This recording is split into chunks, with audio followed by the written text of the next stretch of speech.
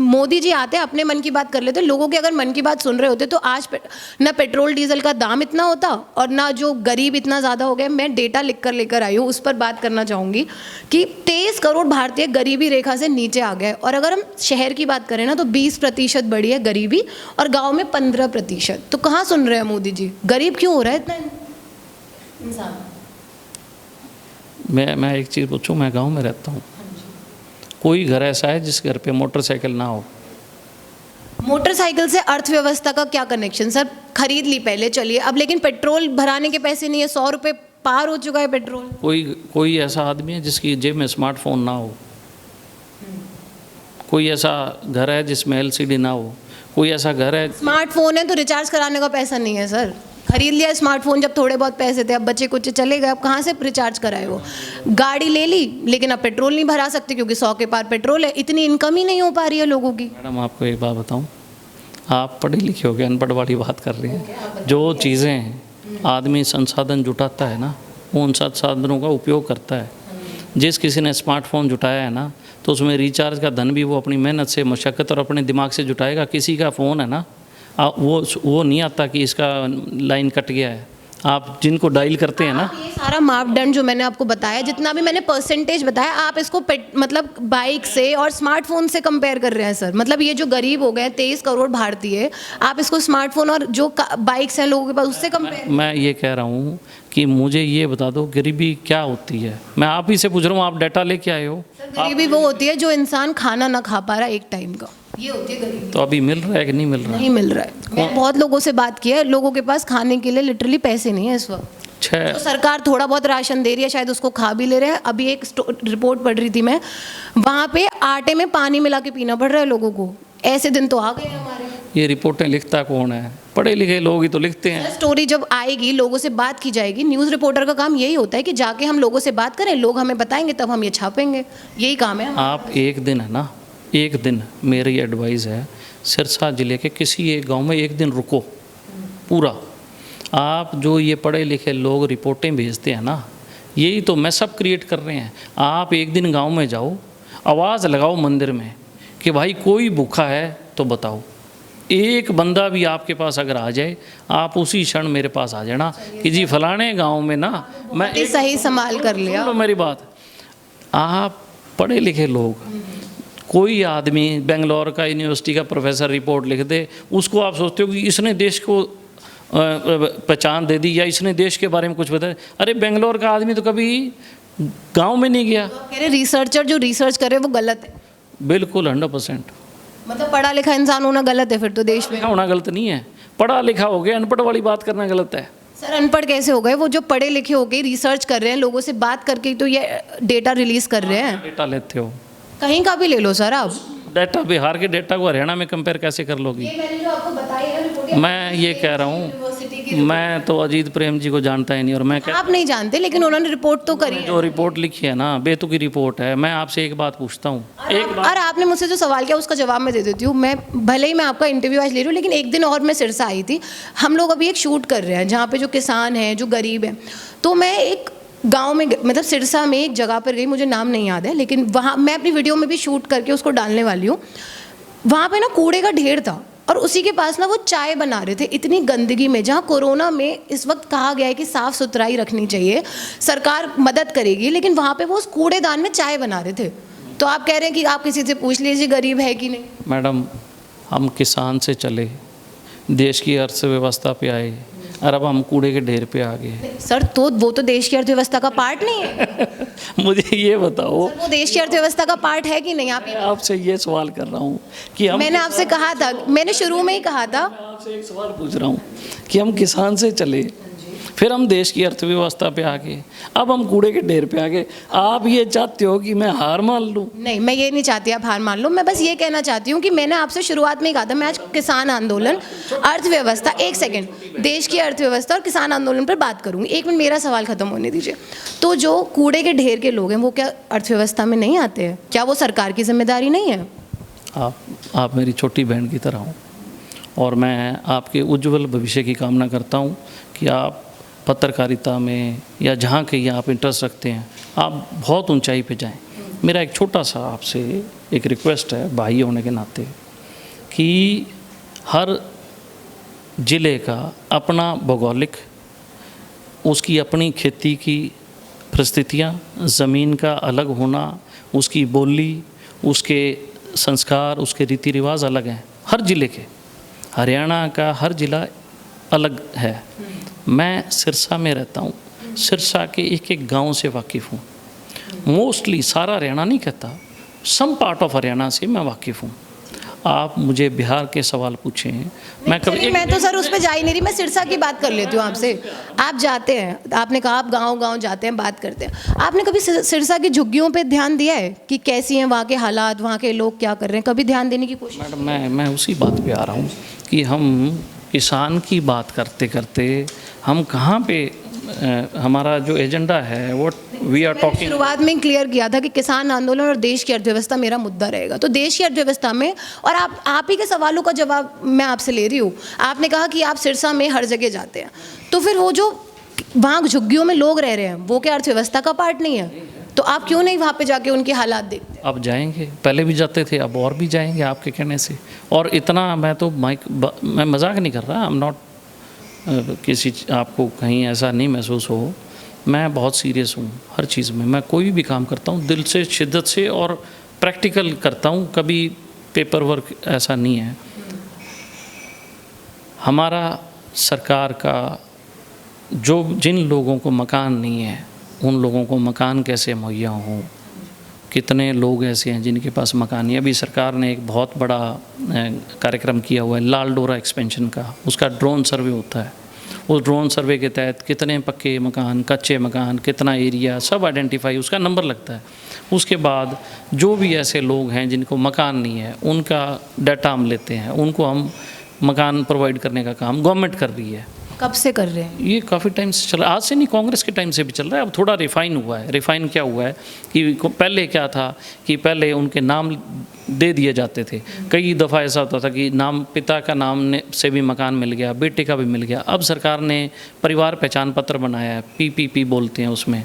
PPP के तहत एक परिवार को एक बेनिफिट मिलेगा, क्योंकि क्या है कि गवर्नमेंट का पैसा किसका है? हमारा ही पैसा है, वो टैक्सेस के थ्रू गवर्नमेंट के पास गया है। बीजेपी गवर्नमेंट जो हरियाणा की है, उन्होंने हर चीज़ में एक मॉड्यूल और लीकेज ख़त्म करने का काम किया है। मॉड्यूल सेटअप किया है ताकि हर व्यक्ति को लाभ मिले। लीकेज की एक लाभ एक व्यक्ति को मिले, वही व्यक्ति लाभ ले रहा है, फिर उसका बच्चा वही लाभ ले रहा है। इसका मतलब कितने लोगों को लाभ मिल चुका है अभी तक? कि मैम ये ऑन प्रोसेस है। मैं आपको देखो, आज अभी मेरे पास डाटा नहीं है, मैं ऐसे ही झूठ बोलूं, लेकिन हाँ, मैं ज़िले पे हूँ तो मुझे पता है कि मेरे ज़िले में ये प्रोसेस चल रहा है कि हमारे ऑलमोस्ट 33,000 के करीब हमने उनको डाटा भेजा हुआ है कि इतने हाउस नीडेड है। वो प्रधानमंत्री आवास योजना का स्कीम है, उसमें पैसा आएगा। अभी हमारी वेरिफिकेशन क्या चल रही है कि कोई ऐसा व्यक्ति तो नहीं है जिसने बेटे ने भी लाभ लेने के तहत भरा हो, पिता का भी नाम चल रहा हो, और एक पिता के अगर 2 बेटे हैं, अगर वो शादीशुदा हैं, उनका कार्ड अलग है तो उन्हें अलग मिलेगा। अगर वो एक ही उस कार्ड पे हैं तो हम ऐसा ना हो कि 2 लाभ एक कार्ड पे हों, ताकि जो वंचित लोग हैं, जो रह जाते हैं, उनको लाभ मिले। तो ये चल रहा है। प्रधानमंत्री आवास योजना की आपने बात की, आपने कभी सिरसा के लोगों को समझाने की कोशिश की जो झुग्गियों में रहते हैं कि प्रधानमंत्री आवास योजना जिसके तहत आपको घर मिलेंगे? बिल्कुल। हाँ, मैं मिली थी लोगों से, उन्हें प्रधानमंत्री आवास योजना का पता ही नहीं है कि क्या है। मैं एक बात बताऊं, अब आप मिले, किन से मिले? अच्छा, फिर इसमें एक और है कि प्रधानमंत्री आवास योजना उसको मिलेगी जिसके नाम जगह है। अब जिनसे आप मिले, चाहे वो झुग्गी में रह रहे हैं, उनके नाम लैंड ओनरशिप नहीं है, तो उनको उस स्कीम का कैसे पता होगा? गांव के अंदर आप किसी भी गांव में जाओ, उस पता है झुग्गियों में कौन लोग रहते हैं? आप मेरे को समझ नहीं आ रहा, आप ये सवाल मुझसे क्यों कह रहे हैं? ये सवाल बताऊंगी मैं, आप मुझे जवाब दीजिए, मैं आपको बताऊंगी। बिल्कुल पता है। बताइए कौन लोग रहते हैं? जो लोग बेचारों के पास, जिनके पास छत नहीं है, काम नहीं है, प्रवासी भी हो सकते हैं, हमारे ज़िले के भी हो सकते हैं और दूसरे स्टेट के भी हो सकते हैं। कितनी सरकारी ज़मीनों पे ही उनके नाम तो ज़मीन हो नहीं सकती, गरीब हैं, कैसे पैसा आएगा? सरकारी ज़मीन ही तो होती है। तो सरकार ने स्कीम अभी नहीं है, हुड्डा सरकार ने भी ये स्कीम चलाई थी, 100-100 गज़ के प्लॉट, तो उसको कंटिन्यू है। उसमें दिक्कत क्या है? ऐसा नहीं है कि कोई सरकारें सारी काम कर रही हैं, नजर नहीं आ रहा सर, मैं बस ये कह रही हूँ, लोगों को नजर नहीं आ रहा, लोग परेशान क्यों है फिर इतना खाने को लेके, पेट्रोल डीजल के दाम, और किसान भी परेशान। कोई वर्ग खुश है? आपको लगता है कौन सा वर्ग खुश है? आपने कहा था कि किसान खुश है, पेट्रोल मतलब बाइक्स हैं उनके पास, स्मार्टफोन्स हैं, कौन सा वर्ग खुश है? मिडिल क्लास तो बिल्कुल खुश नहीं है। मैं खुद एक मिडिल क्लास फैमिली। मैं आपको बताऊं, जब हम किसी चीज़ का नेगेटिव एस्पेक्ट देखते हैं, पहले से ही धारणा बना लेंगे, तो उसमें खुशी मिलेगी नहीं।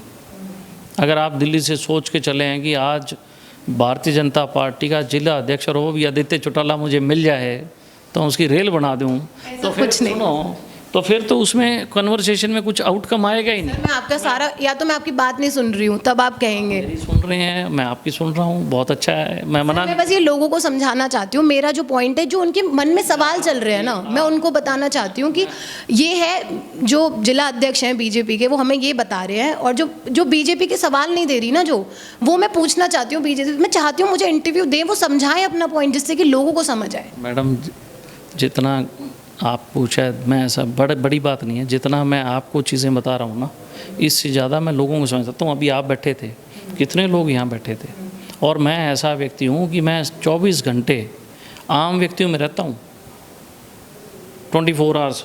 जब सोता हूँ तो फ़ोन पास होता है और हर एक का रिप्लाई होता है। तो फिर सर आपने कहा आप लोगों में रहते हैं, मैंने फिर वही सवाल कर देना है वापस आके कि कहाँ है झुग्गियों के हालात और ये सब। चलिए इस पे नहीं जाते हैं। देश की हालात, मैं अर्थव्यवस्था पे बात इसलिए करना चाहती हूँ क्योंकि हर वर्ग परेशान है, सच में परेशान है। ये हालात मैंने ज़मीनी हकीकत देखी है, मैं इसलिए बता। छोटी सी बात बताता हूँ आपको कि सबसे पहले वैट किसने लगाया? उससे पहले सेल टैक्स था।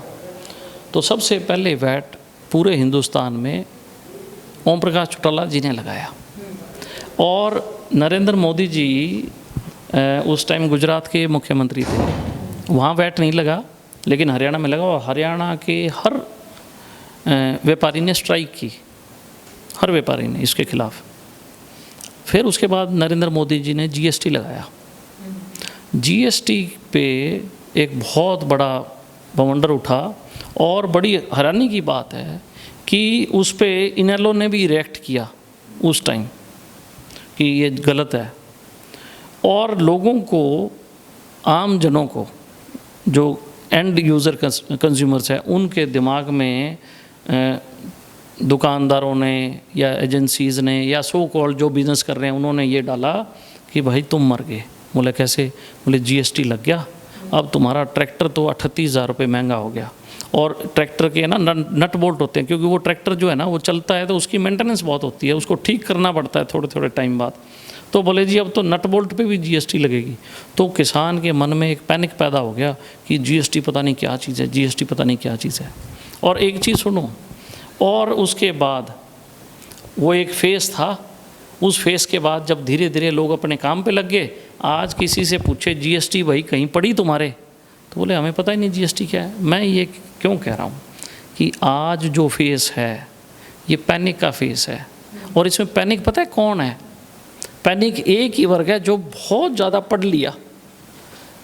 आप कहना चाहते हैं कि मिडिल क्लास जो गरीब है वो पैनिक नहीं कर रहा है, वो ज़िंदगी जी रहा है अच्छी। ज़िंदगी क्यों जी रहा है? उसको इतने लाभ मिल रहे हैं, उसका इतना बढ़िया। कौन से लाभ की बात कर रहे हो? जब कोरोना हुआ था सड़क पे पैदल चल रहे थे, पैरों में छाले पड़ गए थे, लोग मर गए थे। अगर ये आप कहते हैं अच्छी चीज़ है, मतलब गरीब खुश है, मिडिल क्लास खुश है, ये सोच के अगर खुश रहना है तो भाई ये तो फिर आपकी सोच। मैं कह रहा हूँ कि आज जितने पैसे लोगों को, किसानों को, गरीबों को और को सरकार की तरफ से मिल रहे हैं ना, उतना आज तक कभी नहीं मिला। और अगर मुझे क्यों गरीब है किसान, अगर या गरीब जो है वो और गरीब कैसे हो गया? ये डेटा कहाँ से आ गया? आप कह रहे हैं वो तो अनपढ़ हैं। जो मैं आपको एक बात बताऊं, अगर मुझे मैं पढ़ा लिखा हूं, अगर मुझे आप ये कहते ना कि मैंने आपसे आंकड़ों पर डिबेट करनी है, तो आप एक दिन है ना समय निकाल के आ जाओ, मैं आंकड़े लेके बैठता हूँ और आप अपने आंकड़े लेना देश के, और मैं सिर्फ हरियाणा के लेके बैठूंगा, और मैं एक मिनट, मैं हरियाणा के आंकड़े देश के बराबर निकाल के दिखाऊंगा आपको। नहीं सर, देश की जब बात अगर हम करेंगे तब देश के हम सारे आंकड़े साथ में लेके बैठेंगे, वो बात आपने बिल्कुल ना, क्योंकि आई एम स्टेट बड़ा ब्लंटली बोल रहा हूँ सर, मैं भी बहुत bluntly, I am not prepared कि मुझे कि आप आंकड़ों से हैं वो, लेकिन फिर भी किसान के संबंधित और हैं, मैं उस पर प्रिपेयर हूँ। लेकिन मैं चाहता हूँ कि आप बहुत अच्छे डिस्कशन कर रहे हैं और मैं आपसे दोबारा इस प्लेटफॉर्म पे दोबारा बैठना चाहूँगा विद फिगर्स एंड फैक्ट्स। और मैं जो फिगर एंड फैक्ट रखूँगा ना, वो हरियाणा की 40 साल की फिगर्स रखूँगा, एक एक गवर्नमेंट की फिगर रखूँगा। चलिए, तो अच्छा किया आपने मुझे बता दिया, मैं 40 साल पुराना पढ़ लूँगी जब आप। बिल्कुल बिल्कुल बिल्कुल बिल्कुल। सर, आखिरी सवाल मेरा आपसे अब ये है कि आप बस ये बता दीजिए कौन सा वर्ग खुश है। आप बार बार कह रहे हैं गरीब खुश है, मेरे हिसाब से ना मिडिल क्लास, गरीब और ना किसान, मतलब अगर देश का मैं कोई भी वर्ग छाट लूँ ना, वो कोई खुश नहीं नज़र आ रहा मुझे। आप बता दीजिए बस कि कौन खुश है। ये पक्का आपका आखिरी सवाल है? पक्का? चलो, इस हरियाणा के अंदर गांव के अंदर बैठा गरीब व्यक्ति खुश है। क्यों खुश है? क्योंकि हरियाणा में गुंडागर्दी नहीं है, हरियाणा में भय का वातावरण नहीं है, हरियाणा के अंदर पारदर्शी नौकरी है। गरीब को उम्मीद होगी कि तेरे बेटे को नौकरी मिलेगी और पढ़े लिखे को नौकरी मिल रही है। हरियाणा के अंदर किसान खुश है, उस किसान को एमएसपी से ज़्यादा भाव मिल रहे हैं, उस किसान को तकलीफ़ नहीं हो रही। उसके मोबाइल पे मैसेज आता है कि आप अपनी गेहूँ लेके, मैडम मेरी बात सुन लो, मेरी बात बिल्कुल, किसान को मैसेज आता है आप आओ, आपके मंडी में फसल लेके आओ। किसान को फसल मिलते ही तीसरे दिन किसान के खाते में पैसे पड़ते हैं। चाहे किसान का कोई भी मसला है, सरकार उस पर गंभीर तरीके से उसको रिजॉल्व करती है। हमने ट्यूबवेलों के कनेक्शन दिए हैं, आज तक किसी सरकार ने इतने नहीं दिए जितने कनेक्शन इस सरकार ने दिए हैं। इसमें व्यापारी खुश है, गुंडागर्दी भय नहीं है, एक्सटॉर्शन नहीं है। नहीं, पहले दांत घिसाई होती थी, आपको नहीं पता दांत घिसाई क्या होती है, वो दांत घिसाई नहीं है। जब गरीब, किसान और व्यापारी खुश हो तो वो प्रदेश खुशहाल होता है। आज दर्द किनको है? जिनको सत्ता नहीं मिली, जो सत्ता के लिए लड़ रहे हैं, जिनको गांव के अंदर चौधर करनी है, जिनको ये सुनिश्चित करना है कि कहीं हमारी ज़मीन ना खिसक जाए, वो लोग प्रवोक कर रहे हैं। हरियाणा में दो ही तरीके की राजनीति है, एक काम करने की, एक प्रवोक करने की। जो लोग आज दुखी हैं वो लोग हैं जो प्रवोक करके सेगमेंट्स में पढ़ते हैं, फॉल करते हैं। अब ये आखिरी सवाल था, अब मैं कोई जवाब नहीं दूंगा। सर, आपको जवाब अब देना पड़ेगा, आपने आंसर कर दिया, अब मैं पूछने के लिए मजबूर हो गई हूँ। आपने जवाब मुझे जो दिया वो मैनिपुलेटिव था। मेरा मतलब है कि आप कह रहे हैं कि ये लोग हैं जो राजनीति करना चाहते हैं वो खुश नहीं है, लेकिन आपने भी देखा, हाल देख रहे हैं आप। मैंने आपको आंकड़ा तो मैंने आपको बता दिया। चलिए, आप उसको कह रहे हैं कि वो पढ़े लिखे अनपढ़ है, मैं उस पर नहीं जाती, बट मैं इस रियलिटी पे तो जा सकती हूँ ना, मैं उस रियलिटी पे तो बात कर सकती हूँ ना। आपसे बड़ा इंस्पायर और इम्प्रेस हूँ। आप हरियाणा के 40 साल के आंकड़े लेके, मेरा आपसे दरख्वास्त है कि एक दिन आप फिर आएँ। और मैं दावे के साथ एक बात कहता हूँ कि उस दिन आप खुद मानोगी कि हरियाणा की मनोहर लाल सरकार ने क्या काम किए हैं। मैं आप दावे कर रहा हूँ, आपको ऑन कैमरा दावा कर रहा हूँ कि आप 40 साल के आंकड़े लेके आएँ और मैं आपके साथ बैठूँगा, चाहे वो डिस्कशन 1 घंटा की, चाहे 2 घंटा, और आप खुद मानेंगी कि बीजेपी की हरियाणा की सरकार, माननीय मनोहर लाल जी की सरकार ने हरियाणा में क्या काम किए हैं। चलिए, सर ने हमें अपने जवाब दे दिए हैं और सर ने बोला है 40 साल पे भी हम डिस्कशन करेंगे, बहुत जल्दी हम इस पे बात करेंगे। 40 साल के आंकड़े उठाएंगे और बात करेंगे कि मनोहर लाल खट्टर की सरकार ने क्या किया है यहाँ के लोगों के लिए और देश की सरकार ने। आपका क्या कोई सवाल जो आप कमेंट सेक्शन में हमसे चाहें तो बता दीजिए, हम अगली बार सर से ज़रूर पूछ लेंगे।